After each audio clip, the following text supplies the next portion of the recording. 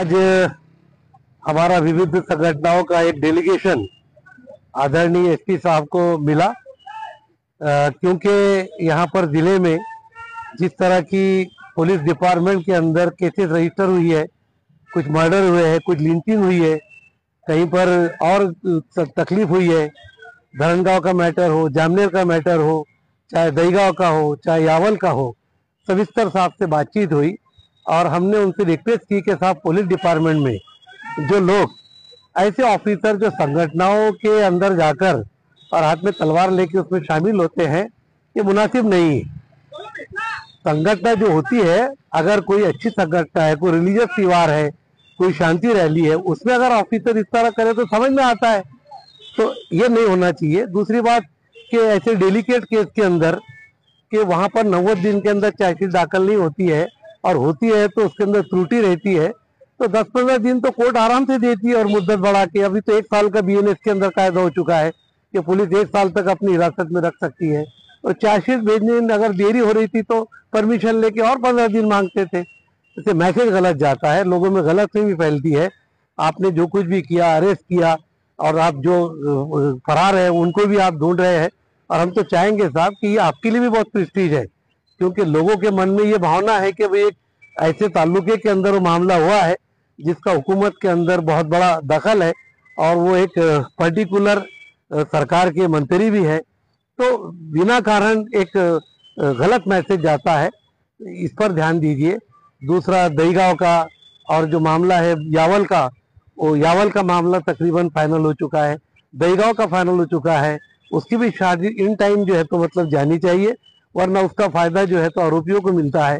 और यावल के अंदर बच्चे के मामले के अंदर हमारे दरबारे साहब जो पिया है वहाँ के, अच्छा काम किया उन्होंने।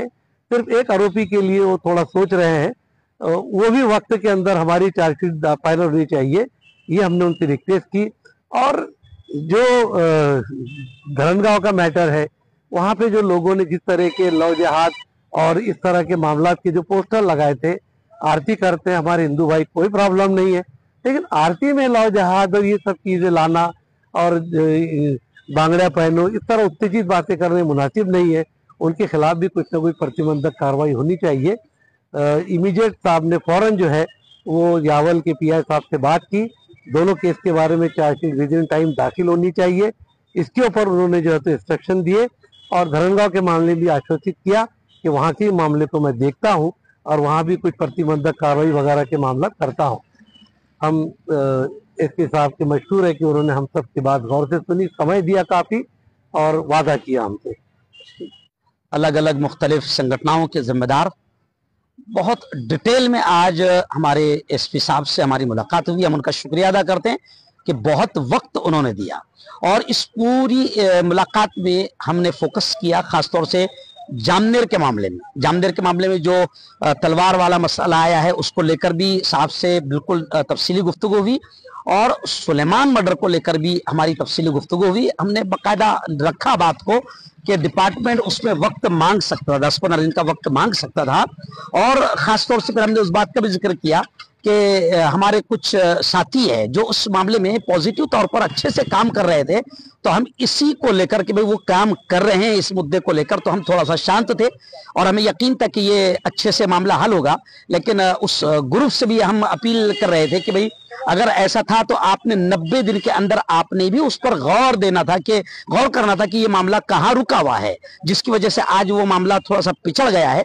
लेकिन हमने एसपी साहब से तफसीली मुलाकात की इस मामले पर, और यावल और धरनगांव के मुद्दे पर भी एसपी साहब ने बहुत इत्मीनान दिलाया, और वहां के जो संबंधित पुलिस अधिकारी है उनसे हमारे सामने ही फोन पर गुफ्तगू की। हम एसपी साहब का शुक्रिया अदा करते हैं और गुजारिश करते हैं कि पूरे जिले में जो लोग माहौल को खराब कर रहे हैं और हिंदू मुस्लिम एकता को नुकसान पहुंचाने की कोशिश कर रहे हैं, डिपार्टमेंट इन पर कड़ी नजर रखे और इन पर कार्रवाइयां करे, ताकि जिले का माहौल पुरअमन हो, शांतिपूर्ण अंदाज में हमारा जिला चले। इसकी हमने अपील की, साहब ने पूरी तरीके से ध्यान दिया। बहुत बहुत शुक्रिया।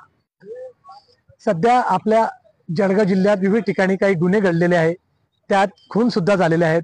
याविषयी आज आमच्या शिष्टमंडळाने माननीय जिल्हा पोलीस अधीक्षकांची याविषयी गहन चर्चा केलेली आहे, आणि आम्हाला साहेबांचा पॉझिटिव्ह त्या ठिकाणी रिस्पॉन्स आलेला आहे ते संबंधित अधिकाऱ्यांशी सुद्धा त्यांनी बोललेलं आहे आणि हे जे गुन्हे दाखल झालेले आहेत याची लवकरात लवकर चार्जशीट कोर्टात दाखल व्हायला पाहिजे अशी त्यांनी त्या ठिकाणी त्यांना आदेश दिलेला आहे आणि आमचा पोलिसांवर पूर्ण विश्वास आहे आणि आपल्या चॅनलच्या माध्यमातून आम्ही संपूर्ण जिल्ह्याभरातल्या सर्व धर्मीय खास करून तरुणांना या ठिकाणी उद्देशून आवाहन करू इच्छितो की आपलं काही झालं तर आपल्याची जी एकता जी अखंडता आहे ती या ठिकाणी बाधित होऊ देऊ नये, भंग होऊ देऊ नये अशी विनंती करतो. जय हिंद, जय महाराष्ट्र.